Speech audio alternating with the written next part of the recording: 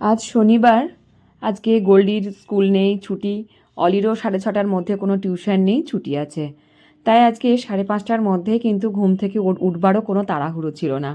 তাই আজকে একটু দেরি করে ঘুম থেকে উঠেছি। ওই 6:30 পৌনে 7টার মধ্যেই ঘুম থেকে উঠে পড়েছি। তারপরে চাটা খেয়ে চলে এলাম রান্নাঘরে একটু জলখাবার বসাতে।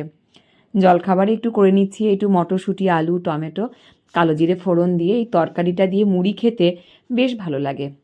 শুধু মুড়ি কেন বলবো, এর সাথে কিন্তু রুটি খেতেও বেশ ভালো লাগে। তা আমরা যেহেতু মুড়ি খাই, তার জন্য কিন্তু এটা মুড়ি দিয়ে আমাদের খুব ভালো লাগে। তারপরে কিন্তু এটা আমরা 9:30 পৌনে 10টার মধ্যেই আমরা সব মুড়ি খাওয়া হয়ে গেছে। তারপরেই কিন্তু রান্নাবান্না বসিয়ে দিয়েছি।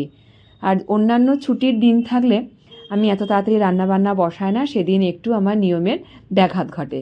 কেননা ছুটির দিন থাকলে ঘুম থেকে উঠতেও যেমন একটু বেলা করি, তেমনি কিন্তু কাজকর্ম করতেও একটু আমি ঢিলে তালে করি। কেননা ঘুম থেকে উঠে অন্যান্য কাজগুলো করি, একটু ঘর গোছানো, মেয়েদের সাথে একটু সময় কাটানো, এসব করতে করতে অনেকটা সময় কিন্তু আমার ওদিকে চলে যায়। কিন্তু আজকে একদমই তার ফুরসত নেই। কেননা তাড়াহুড়ো করেই আজকে একটু রান্না বান্না বসাতে হবে। 12:30টার মধ্যে অলিকে আজকে খেতে দিতে হবে ভাত। অলির আছে 2:30টা থেকে টিউশন, সেজন্য একটু তাড়াহুড়োই আছে একটু। তো যতই ঘুম থেকে উঠতে দেরি করি না কেন, এদিকে তো রান্না বান্নাগুলো কিন্তু একদম টাইমে সবটা শেষ করতে হবে। সেজন্য খুব বেশি রান্নাও আজকে করব না। একটু ফুলকপি আলু দিয়ে মাছের ঝোল করব, আর একটু আলু সিদ্ধ করব। এখানে আলু কেটে কুকারে একটু সিদ্ধ করতে দিলাম। নতুন আলু তো, একদম ভেজে করলে যদি সিদ্ধটা না হয়, সেজন্য খুব একটা রিস্ক নিচ্ছি না, সিদ্ধ করে নিলাম। গত বছর ক্লাস 8-এ যখন একটা টিউশন পড়তো একটা স্যারের কাছে, সেই স্যার কিন্তু ওই 3:30 নাগাদ পড়াতো। তা তখন 1টার মধ্যে খেয়ে নিলেই 1টা থেকে একদম বেশ 3টে পর্যন্ত রেস্ট পেত। তারপরে 3:20 মধ্যে কিন্তু ঘর থেকে বেরিয়ে গেলেই টিউশনটা ঠিকমতো টাইমে পৌঁছে যেত। কিন্তু এটি অন্য স্যার, অন্য টিউশন, তাই টাইমটাও কিন্তু একটু অন্যরকম। তাই 2:30 থেকে যেহেতু টাইম, তাই ভেবেছি আজকে 12:30 মধ্যে ওকে খাইয়ে দেব। তাহলে ও একটু পৌনে 1টা থেকে একটু ঘুমাতে পারবে। যদিও বা একটু ঘুমাই, ঘুম হবে না, কেননা 2:30 থেকে যখন তার টিউশন আছে, ওই 1 ঘন্টা মতন একটু শুয়ে রেস্ট নেবে। খেয়ে দিয়ে তাড়াহুড়ো করে বেরোলেতে পেটে ব্যথা করবে, সেজন্য।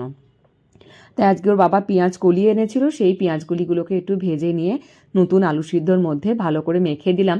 এই পেঁয়াজ কলি দিয়ে আলু সিদ্ধ মাখাটা খেতে ওর বাবা খুব পছন্দ করে, তার জন্য একটু পেঁয়াজ কলি দিয়ে আলু সিদ্ধ মেখে দিলাম। আর দেখবেন এর সাথে গুগলি পোস্ত, মাছের ঝালদাতে, আলু পোস্ততে এই পেঁয়াজ কলি খেতে কিন্তু সত্যিই খুবই ভালো লাগে। আমার শ্বশুরমশাই যখন বেঁচে ছিলেন, তখন তো এই শীতকাল ভোর পেঁয়াজ কলি আনতেন আর বলতেন, হয় মাছের ঝালদা করো, নাহলে গুগলি পোস্ত করো, না হলে শুধু আলু পোস্ত, নাহলে আলু সিদ্ধ দিয়ে মাখিয়ে তাই দাও। তাই সত্যি যখন ভালোই লাগতো খেতে। আর আমার ছাদ বাগানে টবে কিছু ধনে পাতা হয়েছিল, সেখান থেকেই ধনে পাতা নিলাম। ওই ফুলকপি আলু মাছের যে ঝোলটা হয়েছে ওটার মধ্যেই ধনে পাতাগুলো ছিটিয়ে দিলে সুন্দর একটা বেশ গন্ধ বেরোয়, খেতে বেশ ভালো লাগে। এখানে গোল্ডি ছুটে ছুটে খেলা করে বেড়াচ্ছে, আর গোল্ডির ঠাকুমা একটু রোদ পোয়াচ্ছে। শীতের দিন তো, রোদ পোহালে শরীরটাও একটু বেশ গরম ধরে। তাই এখানে আর গোল্ডি যেহেতু খেলা করছে, তাই ওর কাছে ঠাকুমা বসেই আছে। আর ধনেপাতাগুলো ছাদ থেকে নিয়ে এসে ভালো করে ধুয়ে নিচ্ছি। যতই বাড়ির টবের মধ্যে গাছ হোক না কেন, ধুলো তো সবেতেই থাকে। তাই ভালো করে ধুয়ে নিয়ে কুচিয়েই মাছের ঝোলের মধ্যে দিয়ে দিলাম। ফুটলে ভালো একটা গন্ধ বেরোয়। তারপরে অলি গলিকে কিন্তু 12:30টার মধ্যে খেয়ে দিয়ে খাওয়ানো হয়ে গেছে। অলি একটু শুয়ে আছে, এদিকে আমরা বসেছি ভাত খেতে। ওই যে পেঁয়াজ কলি মাখা আলু সিদ্ধ, কী যে তার স্বাদ হয়, সত্যিই অতুলনীয় হয়। আর এদিকে করেছিলাম যে ধনে পাতা দিয়ে ফুলকপি আলু মাছের ঝোল, তারও কিন্তু স্বাদ অনেক সুন্দর।